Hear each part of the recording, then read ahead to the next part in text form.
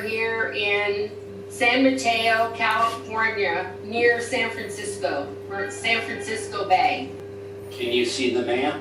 Yeah, we are. And there you are.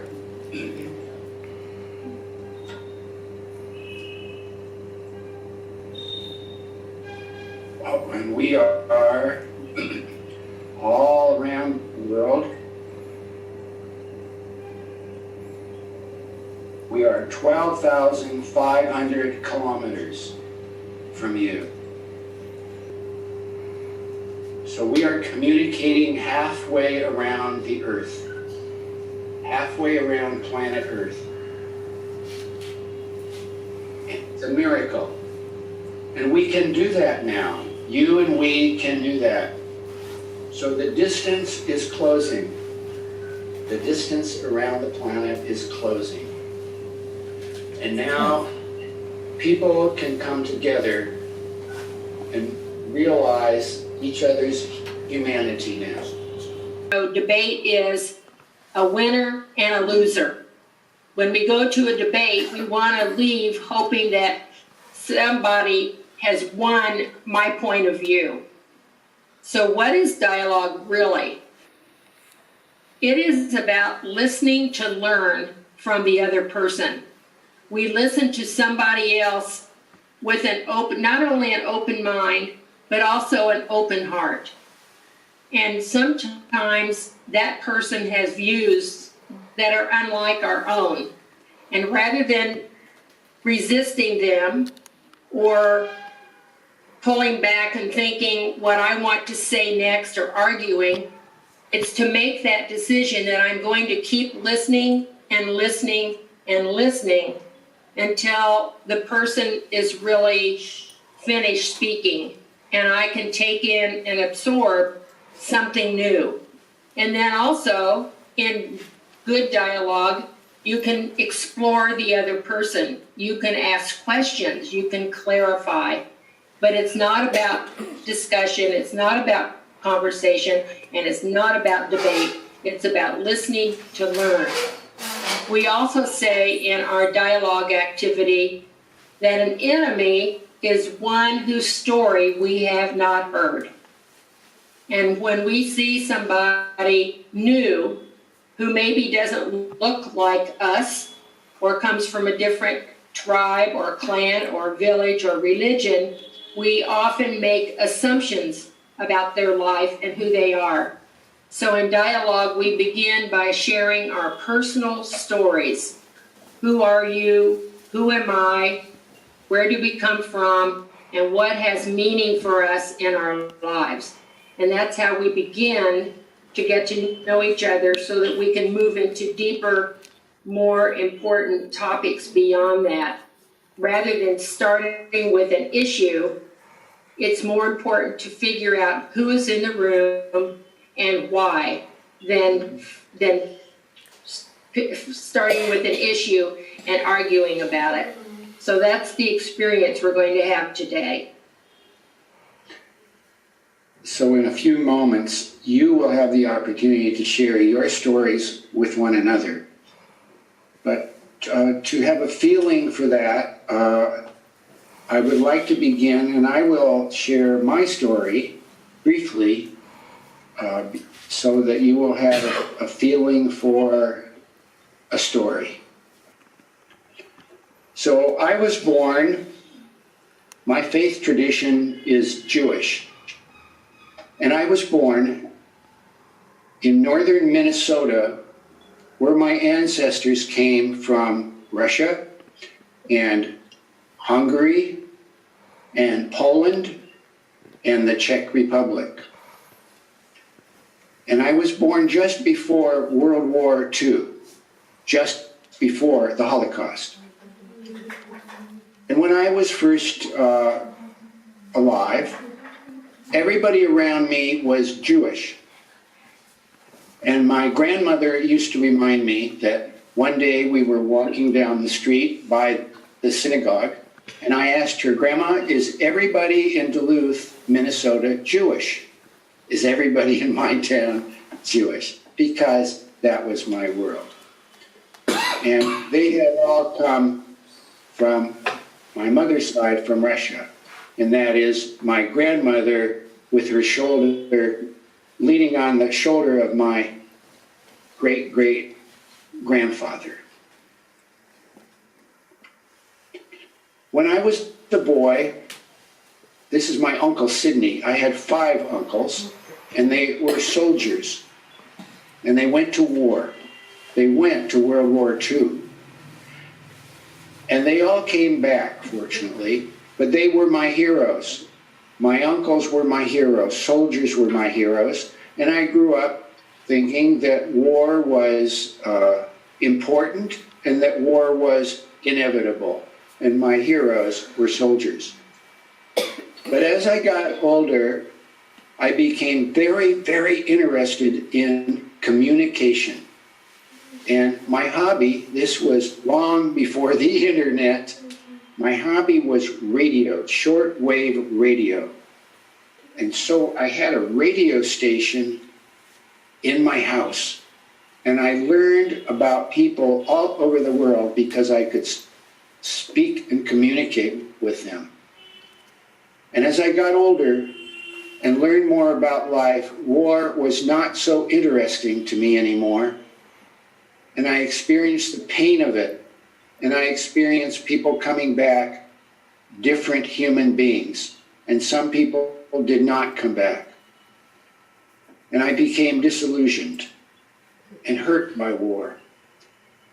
And my parents, unfortunately, also did not know how to communicate particularly well. They did not understand their emotions. They did not understand each other's stories, and they divorced. And it broke my heart.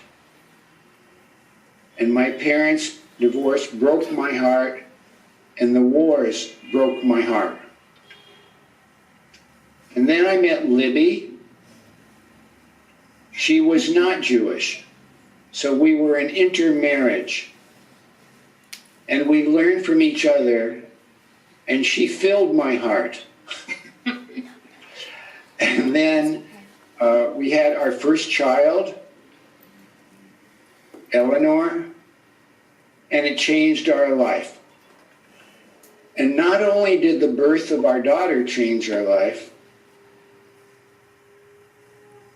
but the same year, 1969, we saw for the first time the photograph of planet Earth taken from space.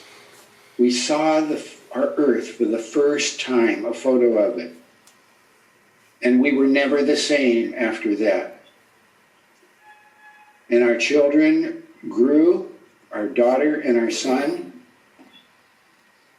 And then we returned to ham radio as a couple to build bridges with the Russians, with the Soviet Union, because nuclear war threatened the planet. And we begin to meet Asians and South Asians and Soviets, and we found how similar we were. And we discovered that governments emphasize our differences, but people, when we get together, we learn how similar we are. And we decided to participate in this life of joining hands around the planet,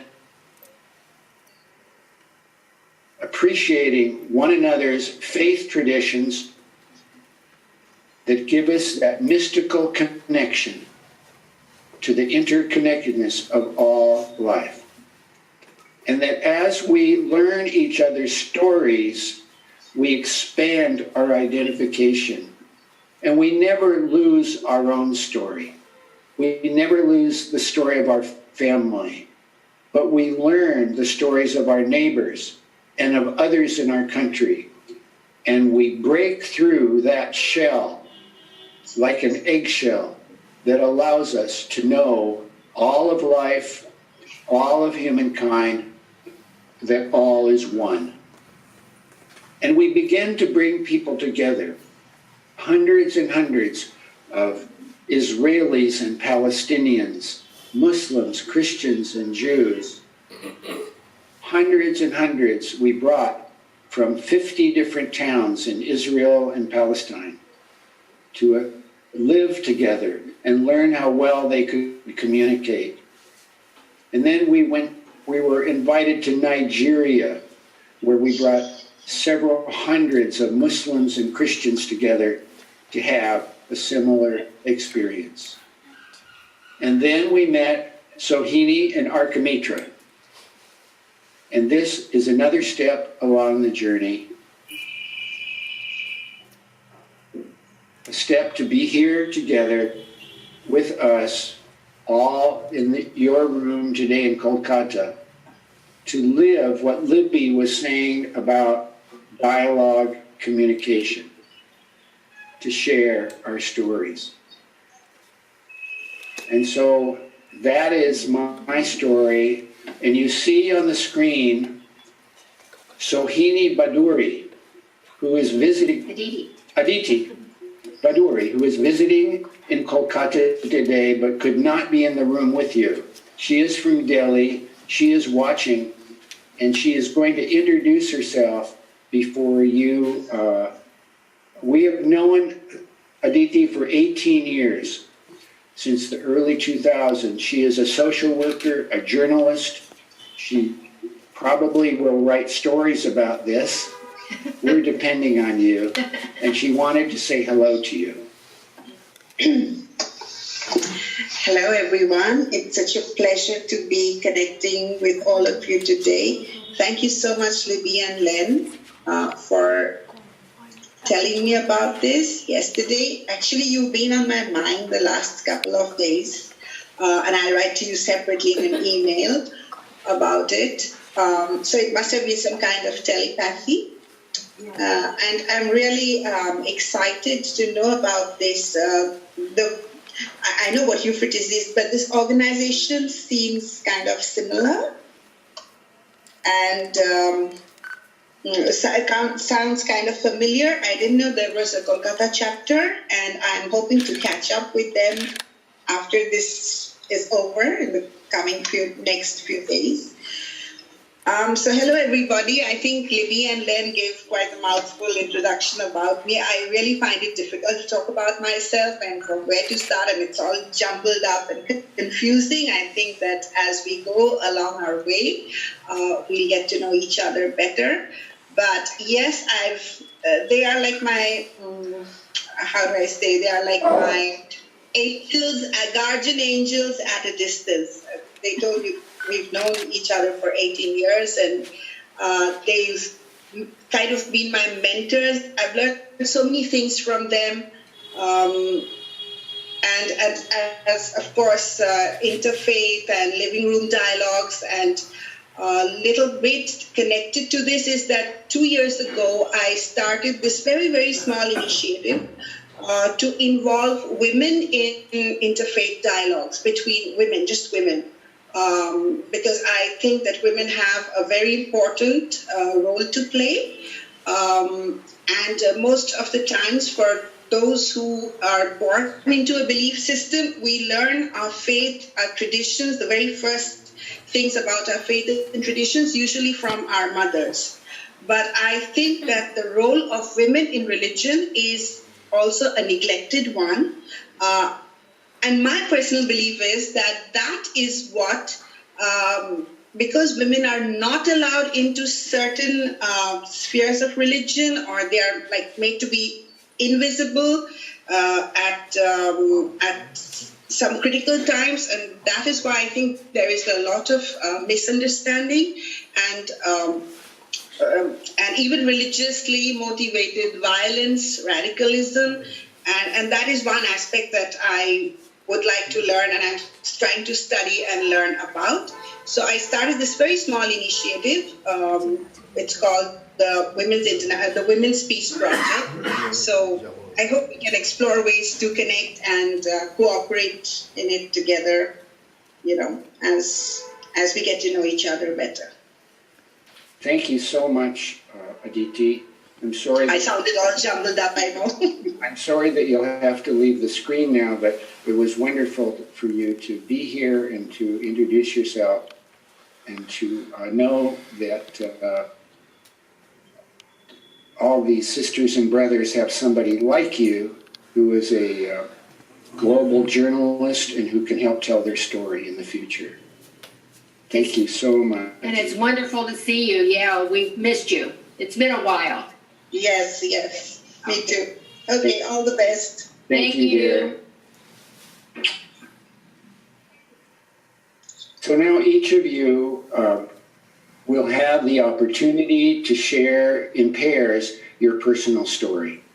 And it will be an experience of listening, as Libby described, with a quality of listening that is listening to learn and that is listening to inquire. And we'll go back to that graphic where Libby, you want to just say a little more about that? Yeah, well, as I mentioned, when you first began and one person is sharing his or her story, the listener is 100% attentive. And in the usual communication, we find ourselves preparing to react to what we're hearing, and then we react or respond.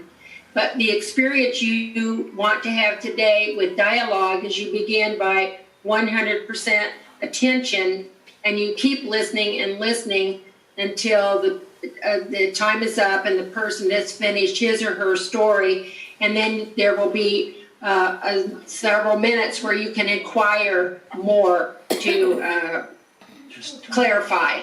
So that's what you're going to experience. So you see in the dialogue communication, you start out 100% attentive and you listen to learn, but then you do not react, you inquire. And the way it will work, I'm not sure we're sharing our screen here. We were not sharing our screen, were we? Did you see this? No. They didn't see it. So let's, can you see this? Now you can see it. Yes. Can everyone see it? Yes. Yeah, So you can see you will not be preparing to react and reacting, but in the spirit of dialogue, you will be listening to learn and then inquiring of the other. All right. So if you will now choose an Aditi, we will ask you to remove your image from the screen because we are filming this and we want to be sure to capture the people really well. Okay. So that we show you the story later as well. Sure. Thank you, dear. Can I see the screen? So if you will choose a partner. Okay. So And you will share your story with your partner.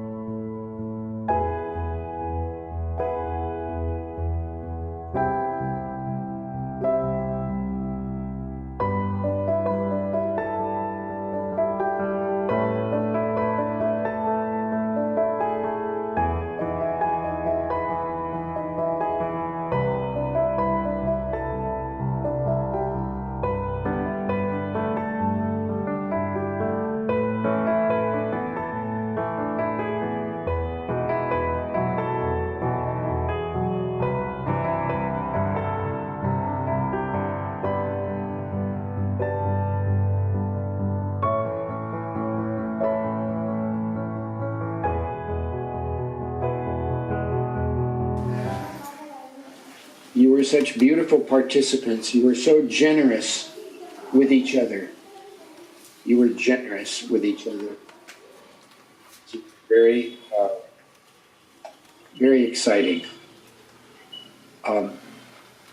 Now, if you are sitting with your partners, to create community, and it would be wonderful to just hear from you what happened.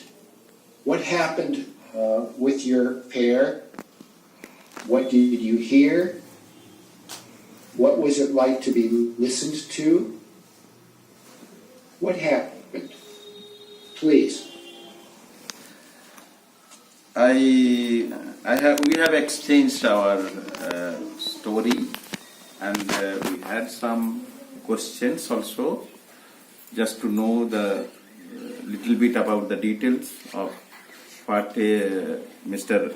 Aslam narrated, and his journey from childhood to this stage. And it was really very, very exciting. Also, to some extent, it was very, not very encouraging for him. He had mixed experience, and ultimately, what I could feel from him, that he is a man of very strong, strong belief, and strong that ideas that and want to achieve his goal. That is the most important part, and he has done a lot, even if he was so demoralized at the very beginning for his this journey for Interfaith Dialogue. He was almost alone at a time, almost alone, and he invited people, but they could not turn off. So that gave him a very demoralized what is called ideas, and the belief that what I am doing might be not so good for the people. But with time, he has realized that no, it is the only thing that I can do something for human beings, betterment of the human beings. And he has narrated some events in the schools. There is difference of opinion, discrimination in the between the students. That is most the childs. Then within the child, that from the parent side, they are just influencing the child that you do not do this kind of things in the school. With they do not interact with, they should not interact with the community, other community students. So that discrimination, he was dead against of that, and he has tried his level best to resolve that issue with interacting with the teachers, with the students, and the guardians, of course. And that is the most interesting part of his activity. And what I could feel, that he has a very good heart. He has very good heart and very clear mind, broad mind. So that this kind of and very down to earth also. This is my opinion about him. Thanks. How beautiful. And your partner? I was quite impressed to learn about Mr. Yana that he has, whatever he has achieved today in his life, he has really worked hard for it. It was not easy for him. As he was narrating a story to me, I could just draw parallels that how easy it was for me and how difficult it was for him to study, to be educated, especially in a very remote area of West Bengal, which is prone for floods during the monsoon seasons. So I can very well imagine, like going back in time around 40-50 years ago, imagining when there was no facilities available for school children and going to school in those floods and not being able to get your proper education at the proper time also. So he has struggled for it, and despite all those shortcomings, he has fought for it, and he has earned it. And he went to college and he earned his degree, and after that he lined up with an estimable and a very extremist job with the government of India as a geologist. And it's very rare to find this geologist nowadays in today's time. You find too many doctors and engineers and accountants, but I have never met a geologist apart from him and my former school teacher. So it brought back, memories. So yes, and especially he had narrated one very emotional story to me, that when he was in one of the remote villages of an area in Jabalpur, which has got a tiger reserve over there, and a few days ago a tiger had attacked the village where he was posted, and over there he was supposed to go and do a survey in that locality, and he was not given permission by the local police authorities. So after insisting, he had got the permission under a specific condition that he had to return before 3 o'clock, and he has to take a guide with him. So the guide who he took with him happened to be a Muslim man. So this interfaith story is like a towering epitome of pluralism. So it happened that in that journey of his, he did not carry his nutrients and his food at that time, and his food was over. So that Muslim guide happened to take him to his home and treat him to a nice meal. So this story, when he said this, that he treated me for a nice meal, it brought a big smile on his face. So I can very well imagine that it was the feeling which he is narrating to us, and we all can feel that positivity. When you go back and you try and feel in that person's shoes, how he might have felt like. So I felt the instance he said that a Muslim man had really helped me come out of the trouble and gave me food and stuff. I could feel it, and I had goosebumps.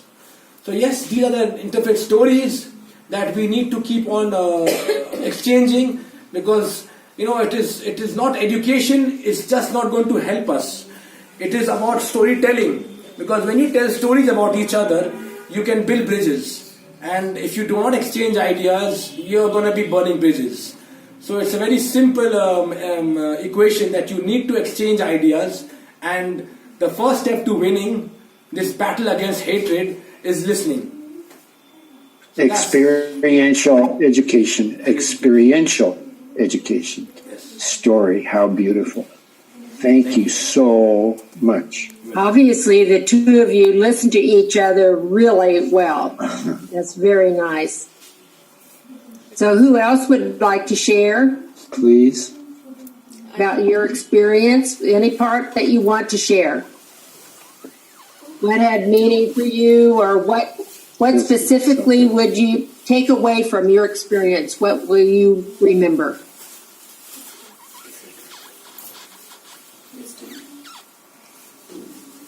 I had a very nice experience sharing my experience with my story with Sabina, and I was eager, like we were at first stuck up that whether only I'm going to speak and she's going to listen, but later I was happy that no, she's also going to share her story. Her story was really it touched me, that from the childhood she wanted to become a god and wanted to change the world. She didn't like the way the society was behaving or whatever was going wrong, but she couldn't express it to anyone. So she just thought that if I would have become the god, then I would have changed everything, because she learned from her parents that God can do everything. So her journey, I just felt that she felt from that time, and today after getting married and with getting children also, she wasn't satisfied. She was thinking that something I should do that will give me from within that peace I'm not getting. So now she's working, she's got a chance by the Lord's thing, as she expresses. So she's now with CPS and she's doing wonderful. And of course, I would like to share also my later times with her also, whatever experiences she goes through, and it's quite inspiring for me also. Thank you for letting us share our stories among us. Good, thank you. And your partner? I had a talk interacted with Supriya. She's from Chandanagar and she is following the culture of Vaishnavism, Vaishnav culture. And she talked about her childhood where things were very meticulous, and they had to follow certain regime, certain rigidity, and there was some way of prayers that had to be followed in her family, and she used to question why is it that you have to follow that way of praying or following certain culture. So I feel she had an inquiring mind, and that is what the nature gives us, and that nature also only takes us to the path where she's actually right here. She's a teacher, and she's doing great job with the children, and she is connected to many peoples from IIT and other organizations too, and she is trying to bring about the change in helping people to know about each other and bring about the change, the way we look at things regarding peace, regarding spirituality, regarding interfaith, and this is how I am very much motivated, and I feel like connecting to her, somehow I feel that we are all the same at the base level, and in this way of communicating, it's very good because we get to know each other, and we get to know ourselves too. It was great talking to her. Thank you. This is my partner Chitra, and well, when we two were partnered together, what interested me is she's such a young one, and here I am, by age I'm an old person. So I really wanted to listen to what she had to tell me. Because as a teacher, I've always been interested in what young people feel and how they look at the world. So from what she told me is that she comes from the southern part of India, from Brahmin family, from a very religious family, but it was the family had to be split because her father had to live in other places thanks to his job, whereas they were the sisters. They were mainly brought up by the mother, who was a doctor. And in those days, to be a doctor, for a woman to be educated as a doctor was quite a feat for the family. And she definitely, I feel, has inherited some of her mother's values. And she went to study later on in Gujarat, which is a very different state from the part of the country she hails from. They have a different language altogether. So, and she went there, she had to adjust there with people, different food, different language, people coming from with different, different kind of stereotypical notions about people coming from the state of Delhi. Delhi being the capital of India, people from Delhi are supposed to be very sophisticated and so on. And these people felt, somehow intimidated by the fact that she was from Delhi, which in a way hindered communication initially, but then a lot of barriers were broken, and she did manage to form some very good friendships with people from that part of the country. Later on, she came to one of the premier institutions of India, the Indian Institute of Technology, IIT, in Kharagpur. She did her doctoral thesis in food technology over there. There, what she noticed was that a lot of students were falling prey to depression, largely due to the tremendous pressure of work which they had to face, and some were even committing suicide. This deeply shook her, and that's when she decided, along with a few colleagues of hers, friends of hers, to form an organization where they could ask such people who were suffering, who felt the need of other people to sort of unwind, to tell their own suffering, to share their own suffering, because these people were living away from family without the usual familial support that people can fall back upon. So that's how she formed this organization, where a lot of young people were coming to them, telling them about the kind of problems they were facing, trying to share their problems, and they were also trying to look at how these people could be helped with a little bit of counseling, with a little bit of listening, primarily listening to what they were going through. And I think I was very impressed with that. That's the point when your bell rang. Listening. Thank Listening. you. That's when the bell rang. That's in the bell ring. Thank Thank you you. so much. So this is my partner, Mrs. Khatak. So actually, she made me speak first, but rather I wanted her to speak first so that I could gain from her experience and her exposure.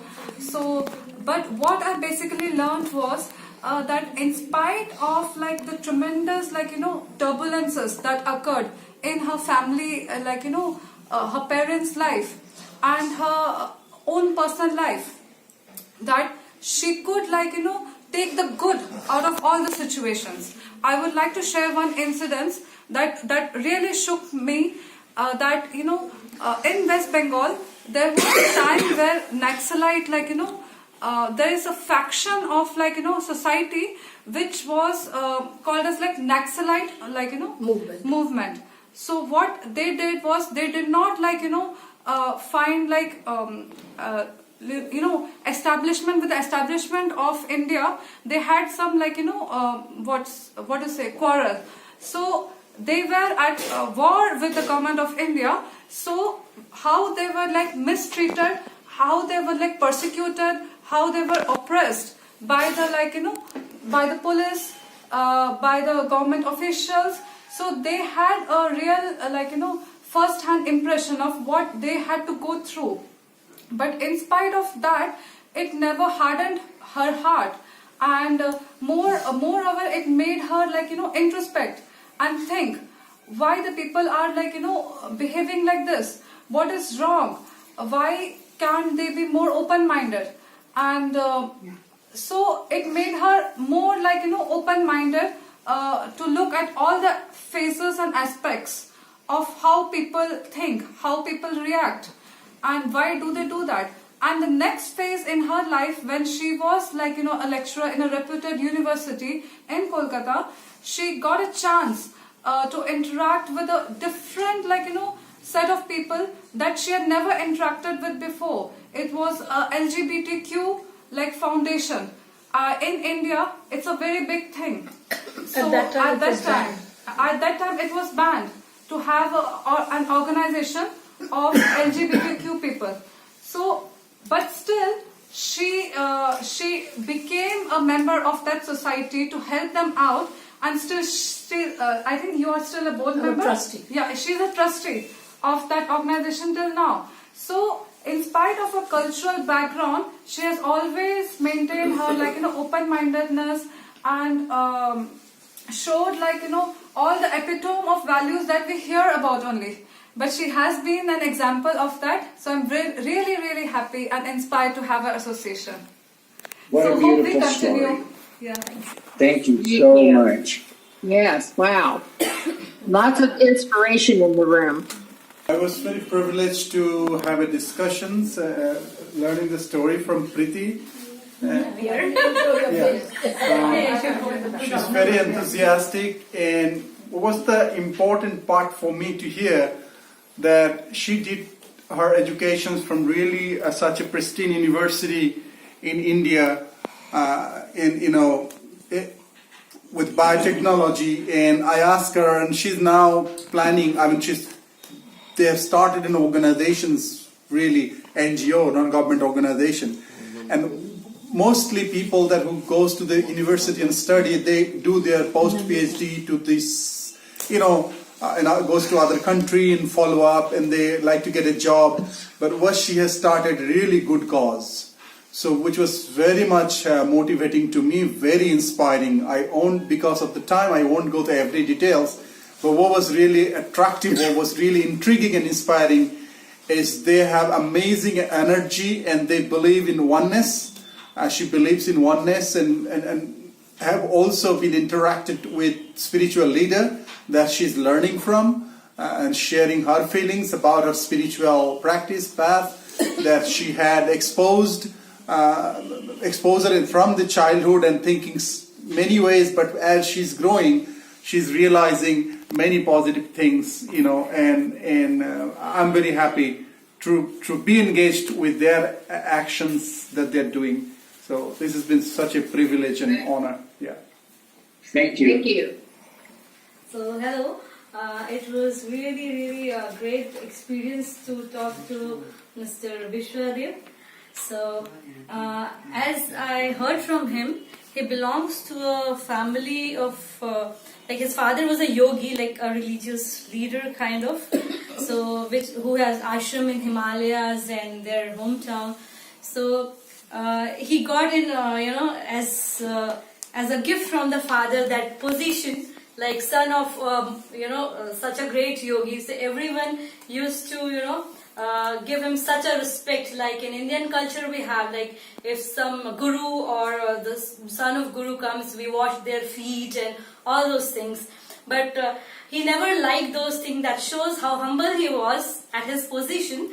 And later when he was in Mumbai, written something, got selected and got a position of a manager in URI, and he worked there for 4 years, and after that he came back to India in Delhi and worked in the Delhi branch for URI for many years. He has been working, and now as he shared, after working for so many years, he's very got fulfillment. But now he has started looking within.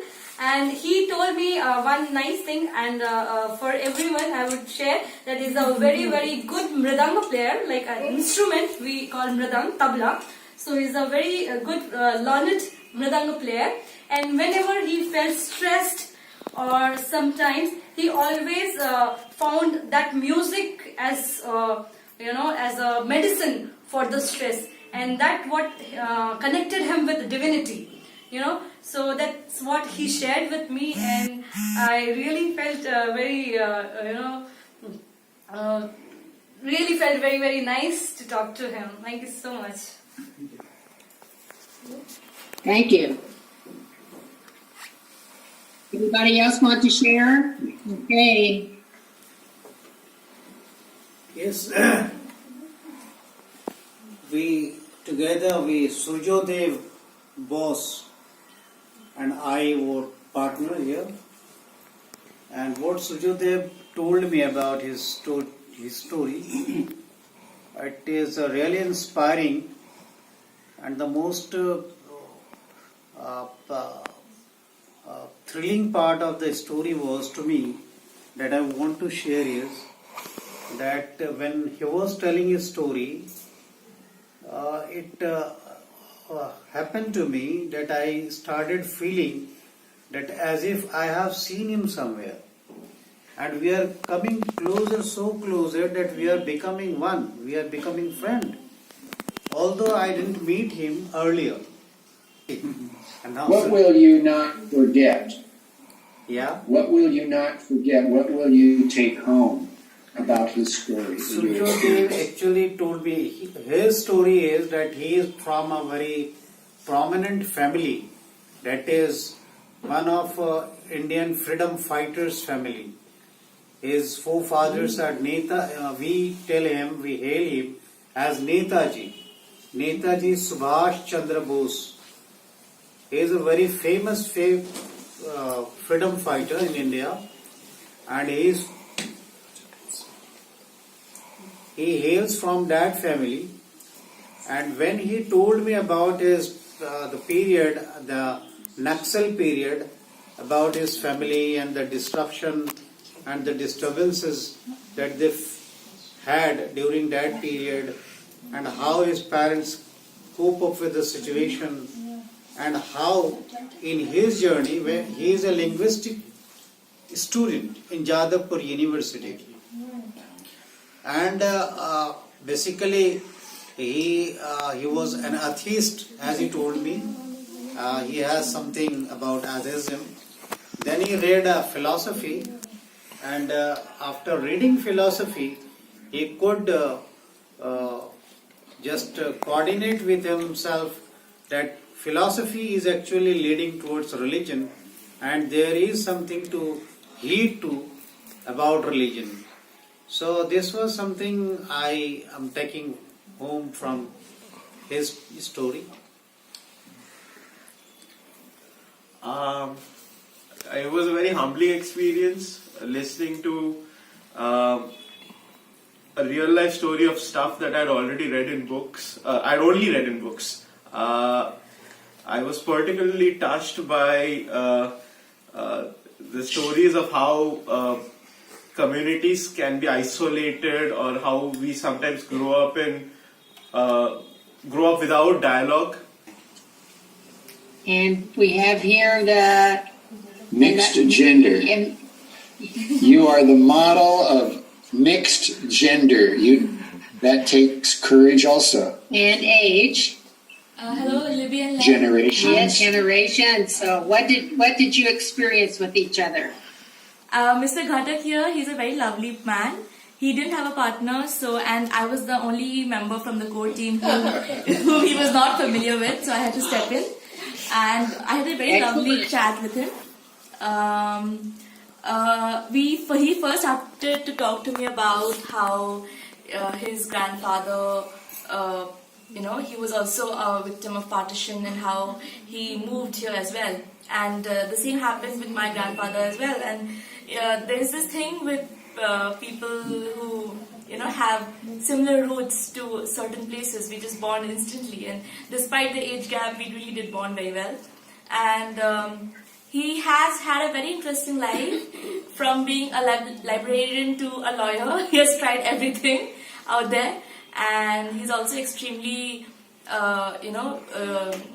proud of his lineage, his parents. He's very thankful to his father, who he mentioned had worked hard his entire life to build what he had. And also he's very proud of his mother, who took care of the household.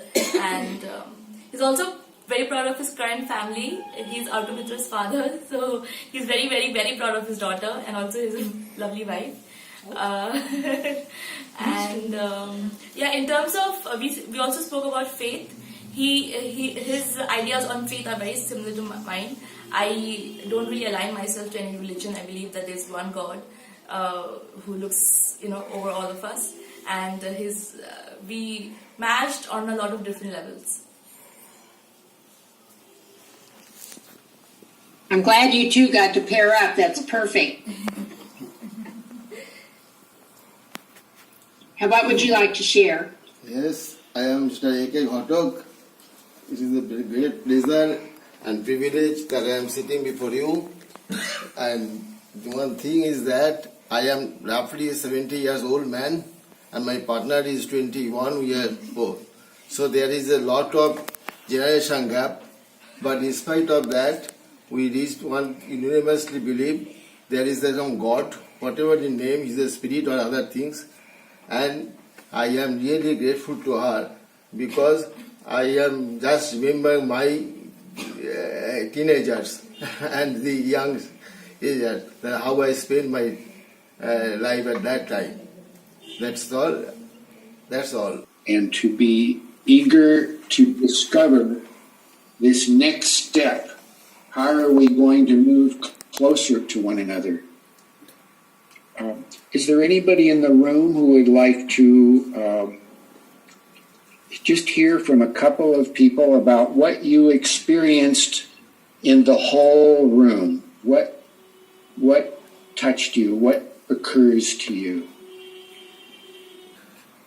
By sharing everyone's story, what I would like to just add one thing more, that oneness. And if you want to know anybody, we have to listen his or her story very carefully. We should have faith. Whatever he or she is talking or speaking before me or before anybody, that first of all we have to have the faith that yes, what he or she is telling, it is correct, and he or she is telling from the core of heart, and I have to have the faith that it is true, then only I can have the belief that okay, this story is really true, and it is listening, and we have to act wherever we have to extend our help. We have to help her or him. Personal experience. So the personal experience is the main thing to resolve anything conflicting is there in between two religions' faith. That is the most important part, and this is where the dialogue is essential, because we have to listen to everybody. My Thank you experience so much. is that I experienced that listening is beautiful. When I was listening, then there was no aggression. It was just like listening, and the love and affection was developing. Instead of this dialogue or this aggression, there was no aggression in this room. There was only love. This was the feeling which I was feeling in this room. Overwhelming feeling in this room. It is so interesting how we used to think that change started in the intellect by understanding something. But really, when people are in fear, the brain does not work properly. And you talk about the heart so beautifully. And we are learning that change really starts at the heart.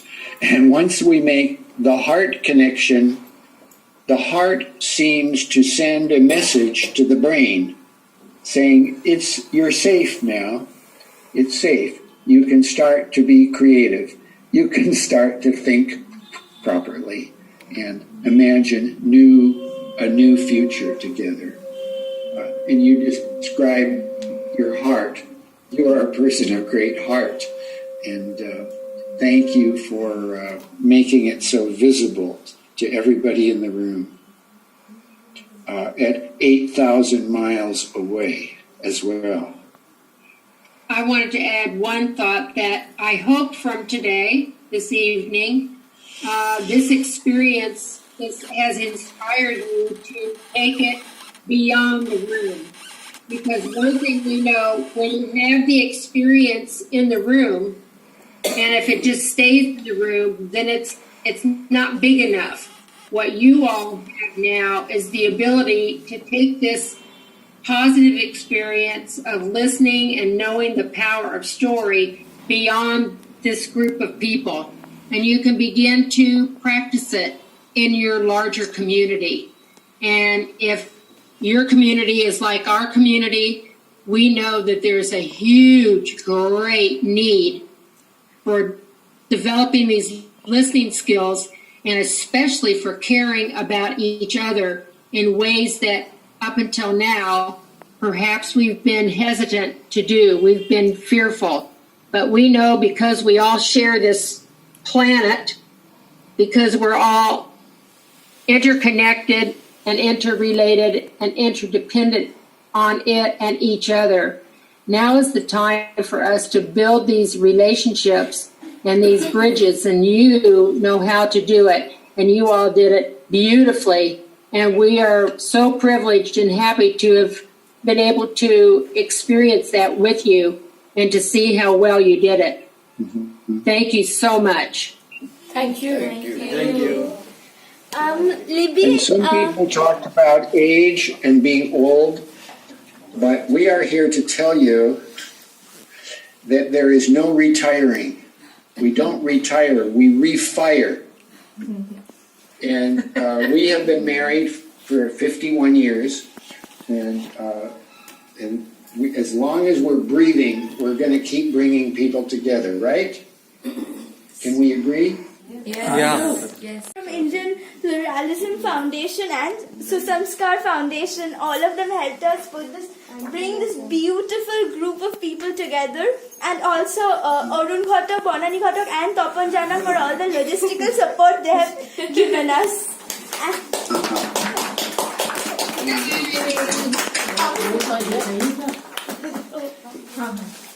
Well, thank you all so much.